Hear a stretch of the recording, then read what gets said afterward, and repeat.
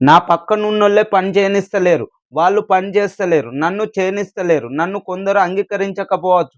Party తరపున ప్రజలకు హామీలిచ్చింది నేనే. నెరవేర్చకపోతే ప్రశ్నించేది కూడా నన్నే. ఢిల్లీ వేదికగా మీడియా చిట్ చాట్‌లో రేవంత్. బట్టబయలైన కాంగ్రెస్ గ్రూప్ తగాదాలు. రాహుల్‌తో భేటీ గ్యాప్ లేదని చెప్పే యత్నం. కులగణన క్యాబినెట్‌పై చర్చించినట్టు వెల్లడి.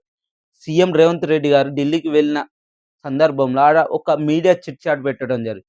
కులగణన క్యాబినెట్ చర్చించడానికి వెళ్ళడం జరిగిందన్నాడు.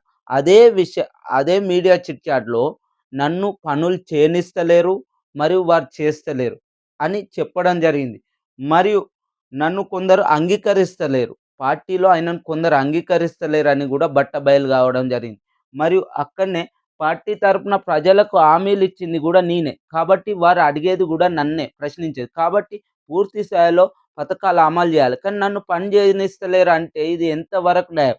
అంటే ఇంత అధ్వానంగా మారిన రాష్ట్ర ప్రభుత్వం తీరు. అంటే మంత్రులకున్ని సీఎం రేవంత్ రెడ్డి గారికి సమన్వయం లేదు అనేది ఇక్కడ బట్టబయలైంది. మరియు ఏందంటే సీఎం రేవంత్ రెడ్డి గారి కంటే సీనియర్ లీడర్లు, మంత్రులు ఉండడం వలన వారికి ఈయనకు సమన్వయం లేక ఎక్కడికక్కడ పనులు చేయనిస్తలేరని ఒక సీఎం హోదాలో ఉన్న రేవంత్ రెడ్డి గారికి చెప్పడం ఇది ఎంతవరకు అన్యాయం? అంటే ప్రజల ప ప్రజల హామీల గురించి మీకు అవసరం లేదు. మీకు గ్రూప్ తగాదాలే కావాలనేది ఇక్కడ బట్టబయలైనట్టు చర్చలు జరుగుతున్నాయి. అంటే కాంగ్రెస్ పార్టీ అంటేనే ఇది. గ్రూపు రాజకీయాలు, పదవుల కోసమే తప్ప ప్రజల బాగు